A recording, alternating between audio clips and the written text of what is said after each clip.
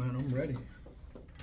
A couple of housekeeping things. I usually put my Instagram down here just to drive traffic because it's going to print to the video. You just have Pat down there. Do you want me to change that for you or? Yeah, it's Pat Grace 25, and then my Like my that? face and then my Facebook is just at Pat Grace. But that's where I got a bunch of followers on the Facebook. Cool.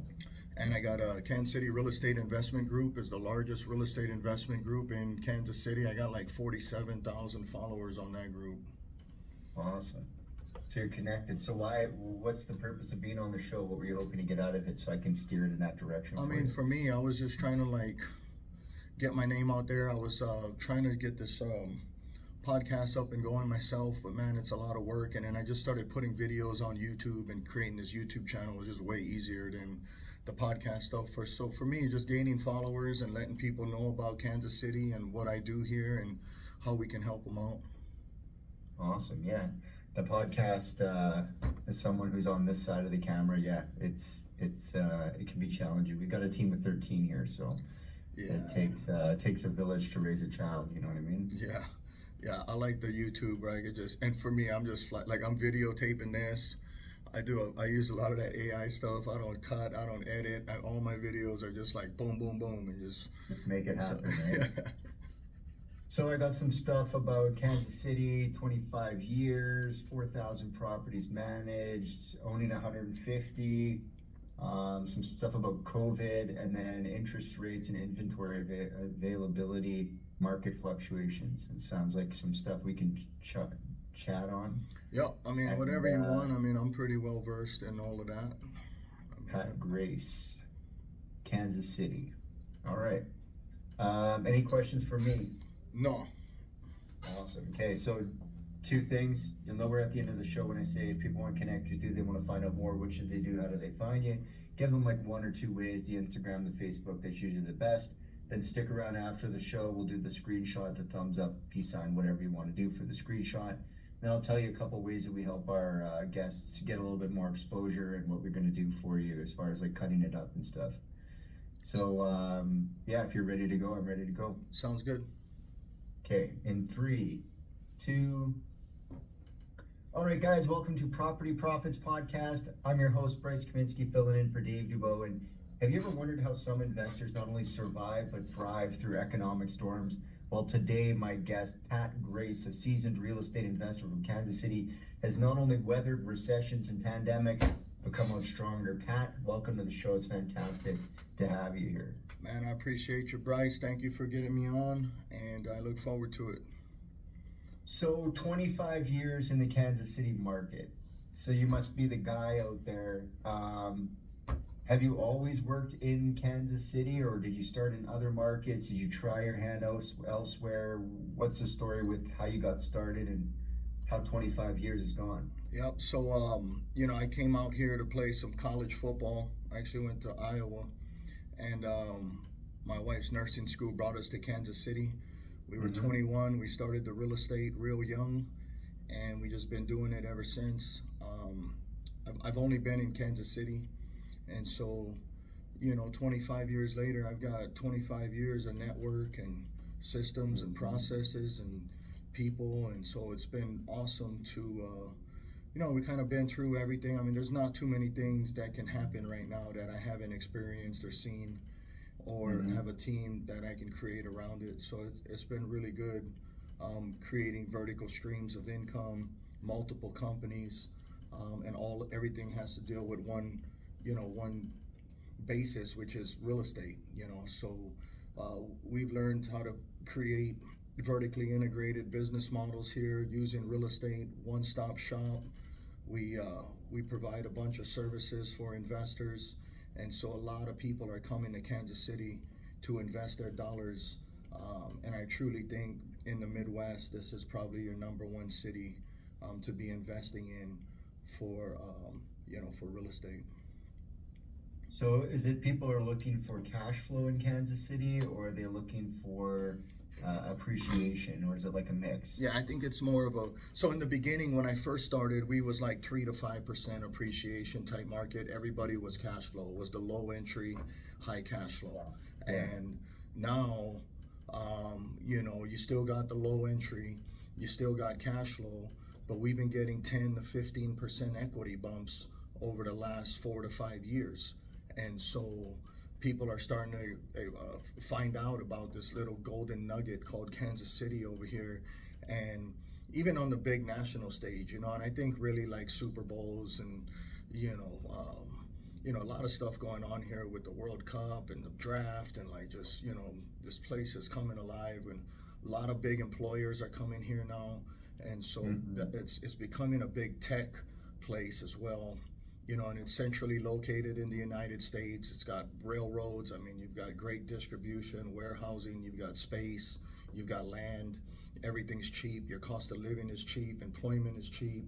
And so people are leaving Seattle, they're leaving San Francisco, and they're coming to places like Kansas City and setting up shop here. And, they're distributing products and warehousing products, and you've got almost every big tech player has some sort of storage facility, data facility here. So there's a lot of things moving. Jobs are good. Values are still high. We're still selling property for more than we were this month last year. So we're not seeing a decrease in property values. So the market's good out here. Sounds like next step is to run for mayor. I would like to. Everything is good out here. He's coming to Kansas City. Get into one of my. The only thing not good is our mayor. There you go. Well, you're next up, right? So, what got you into developing the whole one-stop shop approach for your real estate investing? I guess, what exactly does that entail? So for me, like I figured out real quick that I always had the real estate brokerage, and we started with Grace Real Estate Company. We had 5 agents, and I bought the United Real Estate franchises for Kansas and Missouri, and we've got like 350 agents now. My wife's the broker of that company, so that company kind of handles all our buy and sell transactions. And when we were young, me and my wife, we were just kind of buying our houses, remodeling them. She's from El Salvador. She spoke fluent Spanish, so she was sticking all the families in them. We were doing a lot of rent and rent to own, and I was finding them, remodeling them. We got up to about 100 houses, and we sold them to a hedge fund, and the hedge fund couldn't find Spanish-speaking property managers, so they bought 30 houses. They bought the second 30, and the last 30 they wouldn't close on the deal unless we provided the property management. So our property management company was born at that time to manage for, it was the first time we actually managed for a third party or for somebody else. So I've always had the real estate side of it. I've always had the construction contracting side of it. And then we added the property management in like 2007. I sold the last 30 homes to them in February of 2007. I think Lehman Brothers goes out of business in August. And so you want to talk about liquidating a portfolio on the bubble. And that just provided me a ton of liquidity and a ton of cash. And I took all that money and I got out of the inner city of Kansas City, and I came up north of the river, and I started buying all kind of assets up there. And it was just like a game changer, because back in the day in 2008, 9, and 10, I was buying these homes for 70 grand, 80 grand. Now I'm selling them for 300. And so just huge increases. The area is great. The schools are awesome.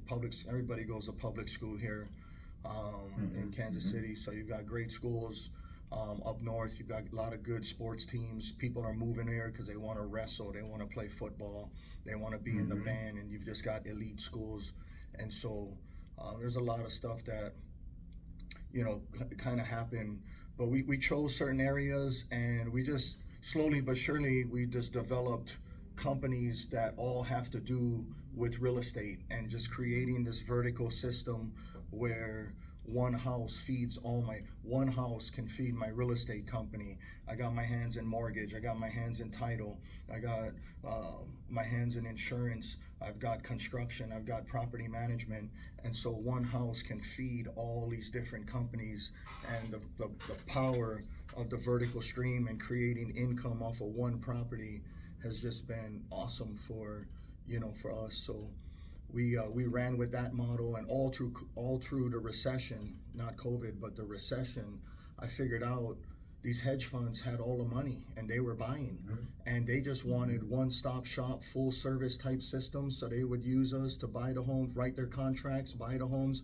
They would use my construction company to rehab the homes, and then they would use my property management company to manage the homes. And then I worked with one hedge fund. We did about 400 houses all through the recession.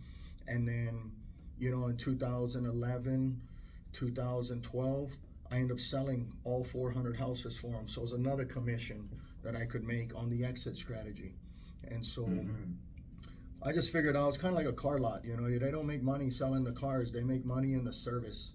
And so creating the services around the the big ticket item, which is the house, has done well for us, and it was just a great, and that's probably the biggest thing that I teach new investors is, not only how to buy and flip and buy and hold and wholesale or whatever, but creating vertical systems where you can capitalize on income and commissions and start servicing other people. Because once you get good at this, everybody wants in the game of real estate and investing. They just don't know who, what, when, where, why, or how. And if you can answer those questions, there's a ton of capital out there waiting for you. Yeah, the one-stop shop thing keeps emerging more and more as a trend, because it seems that either people are doing it for themselves or they're creating product. They're creating because especially with the press, the push from the hedge fund buyers, they would just like to buy product. You have to be able to create that product, that service. They want to turnkey. Do it. They don't want to do it. They want to own it. Right. So when you look at, over the years, what's some things or some insights that you could share as to first navigating the recession, or probably the 2008 recession, and then kind of navigating being a property owner and keeping real estate going during and through the pandemic there? So I've always been a big buyer and a big investor myself. So I don't ever part capital for any of my investors in areas that I wouldn't necessarily own. And in fact, my business model's always been to I buy the houses for myself. And if my investors buy them, they buy them. If they don't, in 90 days to 120 days, I portfolio them and keep them. And, I refinance them. And so I buy everything cash. I remodel everything with cash and lines of credit on just assets that I've accumulated over the years. And then I put them out there, and I can see a shift right now. Back in the day, I was doing a lot of buy and rehab. I was buying the properties, distressed and foreclosed and stuff for the hedge funds, and then I was providing the rehab for them. And then, they had instant equity and they had cash flow. And then when the hedge funds buyers went away for a little bit there, I started servicing the big education companies. So your Rich Dad, Poor Dad, your Fortune Builders, Norada, Jason Hartman, all these big guru type education type companies. And once I got vetted through Fortune Builders and Rich Dad, I just became the Kansas City guy. So at that point, I was providing a lot of turnkey properties. So properties are done, finished, rented, cash flowing. The product. You're getting that's what you were talking about, is the product. And so I was providing a lot of that, and now I can see a shift going back to the rehab, simply because of interest rates and what's going on with that. Bigger Pockets, they have a pretty big following. They got the Burr and everybody's doing that buy, rehab, refinance, remodel, repeat, whatever, that whole Burr model. And so I see a lot of people looking for that right now. They're not really looking for the turnkey product at 8.5%, 9% interest on an investor loan right now. And so, you know, and the biggest difference now is back in the day in 2008, there was so many properties, I couldn't buy them all. You know, I mean, there was like, and I only wanted certain areas, and the hedge fund didn't like the areas that I was buying for myself. I was buying up north where they were more expensive. The hedge fund kind of liked the inner city and the cheaper stuff, so I would serve them with that. And in the good cherries, I was keeping them for myself up north and in better areas. And so that worked out perfect for us, where now with rates so high, there's really no cash flow on the turnkey stuff. You know, the rates are kind of eating up the cash flow. So if you're cash flow neutral right now, a lot of my guys are still buying properties, they're cash flow neutral right now, but you know, they're just waiting for the refinance. Because when rates drop, everybody, the market's going to get flooded, and you're going to be back to multiple offers, highest and best, 20 grand, 30 grand over ask. And you know, and so the smart money, I think, is just taking positions in the properties right now, already owning them, and then it's just a simple refi later when rates drop. But I don't think rates are going to drop to, you know, an investor type loan. I don't think rates are going to drop to in the 5s or the 6s. I don't think that's going to happen. But you know, definitely not in the 8.5s, 9s either. You know, so we'll see what happens. Yeah, you know, talking about interest rates and inventory, in Canada we can only get like a 5 or 7 year mortgage. We can get a 30-year term, but we have to renew our interest rate every 5 to 7 years. So right now we're actually seeing all of the 2020 rates. It's reset. 2024, 4 years, 5 years. We're seeing that. Because in Canada, people can't wait. They're just like, okay, well, if I'm gonna have to renew anyways, I'm moving. And so we're actually seeing multiple offer dates. We're seeing that, like, I wouldn't even say it's like real. It's not like maybe real interest, but it's forcing people. Because in the States, you could just say, well, I'll wait. I'll stay in my house. My interest rate is, you know, relatively fixed. But in Canada, it's kind of pushes the ball along, right? And so we're already seeing multiple offer dates, things going over price, and those positions, like you're saying, holding positions. Now those people are going to be like, I remember in 2021, I said to my investor friends, I said, look where all the prices are right now. Buy every rental in town, and if they and when the interest rate shifts a little like this, it'll be game over, because all of those properties you bought will have all gone up, you know, 20 or 50K, and you have 100 or you have 200 of them. You don't have to be a genius to do the math on that, and suddenly you look like a genius. Now, when you look at the Kansas City market and what you've done over time, that does play out when you hold and you stay, and people come in every, you know, 10 years or something and buy you out. What's interesting about your story, though, is you've stuck it, you've worked it. It almost seems like, what's that movie? It's like a mafia movie. The way you have all the stuff cornered. Oh, it's the like Godfather. Goodfellas. Yeah, something like that. Like, it seems like you got your hands in everything, and that's kind of how these bosses operate. They're like, well, you know, I own the piece of this business and this business, and all the businesses in a line, and everything kind of doubles out. Because a lot of people get really niched in. They're like, I just flip houses. Yeah. Say, cool. Do you own the construction company? No, I hire that out. Okay, well, do you go as far, Pat, to buy and build out your own construction company? Are you still hiring? Do you hire GCs and stuff like that? No,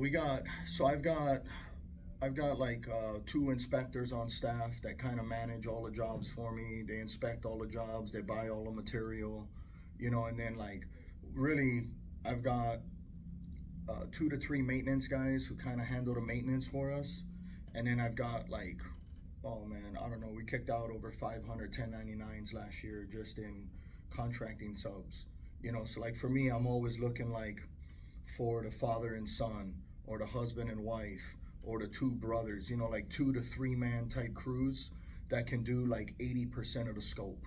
You know, so like they can install my kitchen cabinets, they can install my flooring. You know, what they might not do is maybe HVAC, and they can do the minor plumbing, they can put in the water heaters, they can do, you know, and they might not do electricity. And so I call those secondary subs, where I have to like bring in, you know, maybe an electrician, maybe a flooring guy, maybe a plumber or an HVAC guy, depending on the crew. Some of my crews will do roofs, some of them won't. And so just figuring out really, when I'm getting bids from them, I'm like, here's the scope, what don't you do? Circle what you're not doing. And then I can kind of come up with a price and figure things out. And that's kind of, you know, and on the construction side, I've done all labor only bids. My entire, you know, my first house I ever did, I did labor and material. I gave the guy 15 grand down. I never seen him again.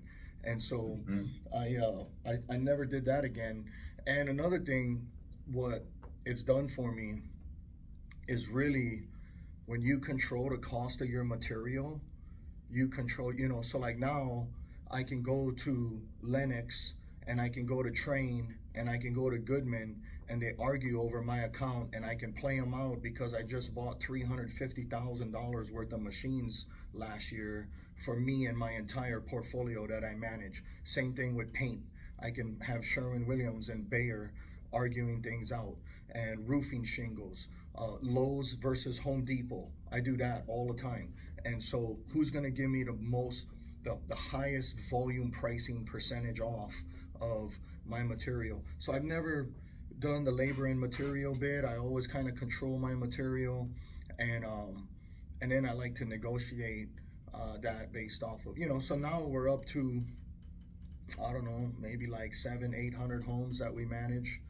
And you know, so we've got 30-40 people moving out every month. I've got to get those homes ready. I'm buying new properties. I got to get those homes ready. You know, I got 150 service calls, 200 service calls coming in every month. I got to get that done. I mean, so there's just, you know, the pipeline is always full with jobs and work. And so, and, you know, after doing this for 25 years, everybody in Kansas City knows who we're all, you know, we're small, we're family owned. It's just me and my wife. I got no partners. I mean, I got bankers, you know, but I've got no debt on my companies except my real estate holding company, you know, where I might have refinanced some houses, but we've done pretty well. We've got no partners in our game and what we do. And, you know, it's just been, kind of like on easy street now. Like, everybody knows we're big buyers. There's not a package or a property that'll come through Kansas City and it won't hit my desk. I know every wholesaler. I know every big wholesaler. I know like the real players, you know, they're sending me stuff. And one thing about wholesalers, you know, I don't care what they make. You can make 30 grand off of me. As long as my numbers work, I don't as long as that last number on the paper makes sense. I don't care what. If you got the house for $1 and you're making 50K, you're making 75K, let me shake your hand. Yeah. 75K works for me. I'll take it from here, right. You know? So I don't, you know, but once wholesalers figure out, you know what, this guy's got a ton of cash, he'll close the deal, and I don't care what they're making on their assignment fee, on their wholesale fee, you know, and you usually see that at title. And when I write my contracts, I counter offer everybody to use my title company, you know. And so now what's awesome in Kansas City is some of these homes I've been owning for 15, 20 years now. I bought these homes for 65 grand, 70 grand. Most of them I don't even have a payoff on. The ones I do, my payoff's 30,000, 35,000, and I'm pulling contract. There's no inventory. Like, nobody's moving. Nobody's gonna sell 3.5% rate for 6.5% rate on an owner-occupied buy right now. And so these guys are all staying in their homes. They're not moving. They got 30-year paper at 3.5%. These guys ain't moving. So inventory is so low in Kansas City. As my tenants move out, I'll go throw 30 grand into a house, and sell it for 275, 300,000. I mean, and I'm just really focused on the homeowner market right now. So I kind of stopped selling to investors. I mean, before I would sell 5 properties a week to investors. Now I'm selling 1 property a month to an investor and 5 to 7 properties a month to homeowners. And so really I'm just getting them ready. I'm throwing them on MLS, and I'm, dealing with a lot of homeowner type buyers right now, where that's kind of what we're, how we're doing things and what we're doing. Yeah, the inventory problem with the interest rate.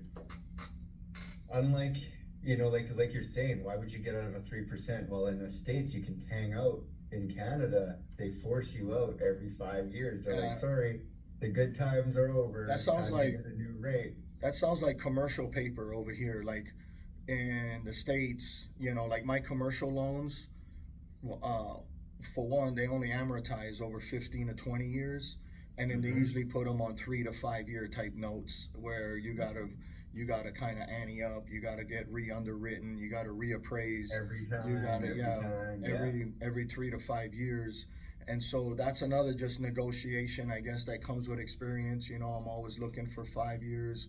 I've got one bank that fixed me, for 10 with a 20-year AM. And so, that's and just what I love about real estate, man, is everything's negotiable. There's not one thing that is set in stone. You can negotiate what lender you want the person to use. You can negotiate what title company. You can strike out everything on the offer to purchase and write a whole new thing. Because it's just a deal between two people. We can make whatever deal we want. Right. If you want, I can't remember what was one. Someone wrote in that they wanted a puppy or something, like as part of the deal you have to get me a puppy and you can have the house for this price, but you got to buy me a dog. So it's like it's completely subjective, and you can have whatever you want. So I think that my biggest question, we've talked about all this stuff, very interesting. I love to talk to guys who've been in the business a long time. What's your exit plan? Do you ever care to leave?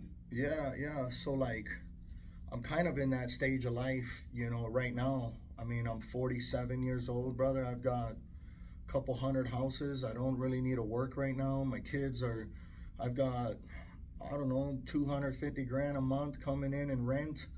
I can sell, or I used to sell 150 homes a year, easy. Now I can sell 7-8 homes a month, make 30 grand a piece, sit on my rentals. My oldest kid is 22. He's in Miami. My middle daughter's 20. She's in Hawaii. My youngest daughter is 19. She's in New York. Everybody's out the house. It's just me and my wife sitting in our mansion. This thing's 15,000 square foot. I got to text her, where you at? And we just, we're building beach houses in Florida right now. We'll be done with that in 2 months. And so I've already got the property management business under contract. I've got another 8 months where I have to kind of stay on and help them manage and switch over systems and stuff like that. And that I sold pretty much all the investors and all the property management contracts that weren't mine. And all I'm gonna do is go back to just managing for me and my family, and just our own stuff. And then the other big sellable company I think I have would be the real estate brokerage. We'd close a lot of transactions with that, and I just don't think right now is the time to sell that company. So maybe in a year or two, when transactions pick back up and things start to happen, as interest rates go down 1%, and everyone's doing bidding wars, sell the brokerage. Yeah, that's kind of what we're. So, we've got the brokerage side of the business. We can still sell, and then I got into my investment company and my investment portfolio, all my commercial buildings, my apartments, my single family, everything happened one at a time. and that's how I'm liquidating. I'm One not. at a time. Yeah, that's where you get most. I'm like, I want to maximize value on the exit, and you're not going to maximize value by selling 25 homes to one hedge fund. I've done that before, and you have to sell them at a discount. And so, you know, right now, like I said, as my tenants move out, maybe 3 tenants a month might move out. I get those homes ready and I sell them. Um, and and so we're doing the exit stuff right now. We're definitely not doing as much volume as we did before, and it's kind of by choice and by just economic design right now. I mean, there's not a lot of homes out there for sale. There's not a lot of people getting foreclosed on. A lot of the banks are there's so much equity in Kansas City. If you owe 30-40 grand to a bank, they'll just put it on the back end of your loan right now and not foreclose on you. And so there's a lot of that going on. Yeah, a lot of mods, going on. So, there's just not a lot of inventory out there when it comes to distress, foreclosed, probate type stuff, and really, for me, I started in the inner city when I was 20, and I got out of the inner city when I was 25, and I just never went back. So like I don't like that cheap, inner city type property, and the area. That's for beginners, they can go. I mean, it's low entry, real low entry, but nobody talks about, and I call them paper returns. They look real good on paper, but 5 years, year over year, you're not going to hit that return as a newly remodeled house when you bought it. And then you've got some Section 8 tenant in there, or you've got some shitty tenant who doesn't pay rent, and then you got to evict them, and then nobody talks about the thievery and the burglary and the stealing your copper and your AC, before you know it, you're just like throwing money into this dead area. And so I just kind of always stayed out of that inner city. And like I said, with my model and my strategy, if I don't sell the homes, I keep them. And so I just don't want to own stuff over there. So I kind of stay out of those areas in Kansas City, and I'm staying more in that, I'd say $200 to $300 price point, or 200 grand to 300 grand, on the property. You get over 300,000 in Kansas City, it's no cash flow. The numbers don't look good. If you're under 200,000, 150 grand, you're probably in a trash area.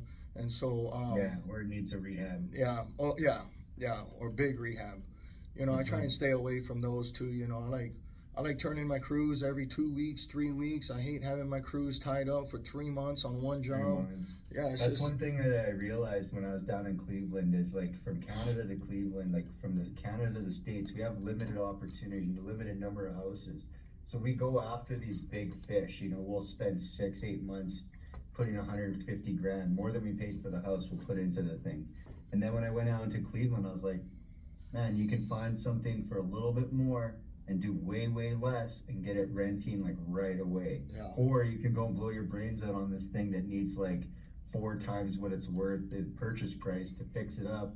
And who knows how many times you get robbed and how many times they take the furnace. We would wait until like the last day before the tenants moved in so that they could secure the furnace. Because if we moved it in, the block saw that we moved it in. It's moving out. It's moving out. It's always the neighbor. It's always the neighbor. It's always the neighbor. They're hanging out on the front porch, and you're like, just doing the furnace. They're like, cool, man, cool. Can't wait to see it all finished up. Yeah. God.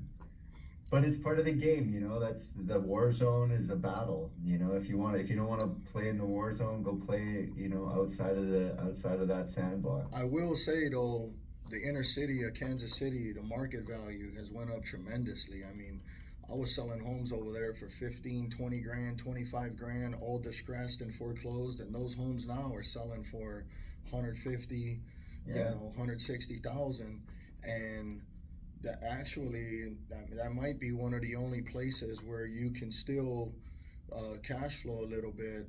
At 120, 150, that's like Winnipeg here. Back in the day, you could buy 2005 or so. You could buy a house in this war zone here, just in Winnipeg, for maybe like $5 grand.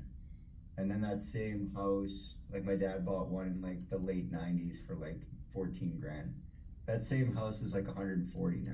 Yeah, So it's just like yeah.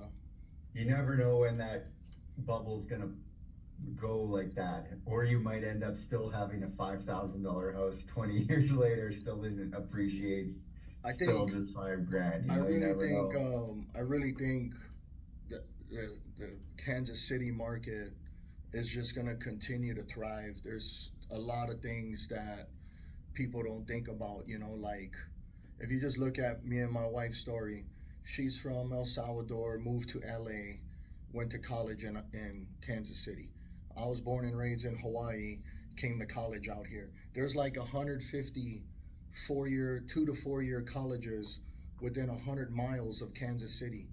People are coming here from the coast, New York, LA, To go to school. Seattle, to go to school, and then they figure out, holy shit, it's so cheap out here. I'll I just might as well stay. stay here. Like you can actually have, like in Hawaii, you make 80,000 a year, and your wife makes 80,000 a year, and you have a degree. You're a renter, and you can't own anything. You don't have a 401k. You don't have life insurance. You don't have shit. You're keeping up with the Joneses, trying to, I mean, it's just tough, and so hard to get started, and so people are moving from those areas. I think I heard a stat the other day, like 5,000 people a month are getting out of California, getting out of Yeah. Chicago, they're getting out of New York, and they're coming to places like the South, like Texas, or the Midwest. And this is where they're coming. They're coming to, and when, Economic prosperity. yep, and they're coming to places like Kansas City. And when you have these big companies coming here, Google, Facebook, Amazon, they're setting up huge, huge, like million-square-foot facilities for distribution, warehousing, transportation, data storage. Mm-hmm. Facebook's got a 11-year project for data storage on a some acreage out here that's right by my church. You can just Google all this stuff. I mean, it's all online, and you can just see how Hunt Midwest, who owns the Chiefs, they're big developers here, and they're doing a development up north. Um, and if you don't have $250 million, they won't even talk to you. And so they're looking for these A players coming in and creating. These guys are going to create jobs. They're going to create housing, and all this stuff's just going to make the market go up. And so people always ask me, "What's your strategy? How do you know when to buy? How do you know when to sell?" And it's like I never stop buying and selling. Like I'm always And buying, just keep and trading. I'm always Like, selling. Like I've never yeah, just stopped. keep Like trading, and yeah, they just keep trading up. yeah, I never stop, and I even this whole last year with 9% money, I've still been buying all these. I got probably $7 million worth of real estate at 8.5 to 9.5% right now that I'm sitting on, Yeah. If and it's so neutral, it's only yeah, gonna get better. so yeah, I might not be making too much on the cash flow, but I own the assets. And I honestly feel in 5 to 10 years, all these homes are going to be worth 10 times what I'm paying for them. And within the next 2 to 3 years, I'll probably be in a cash flow positive situation.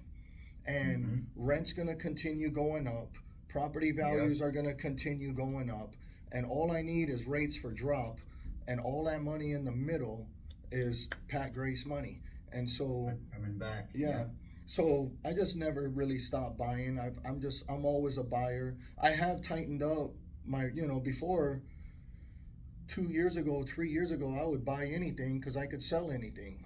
And now, a big part of my business was investors and selling to investors. And just with the rates so high, the investor buyer has stepped out and they're not buying as much.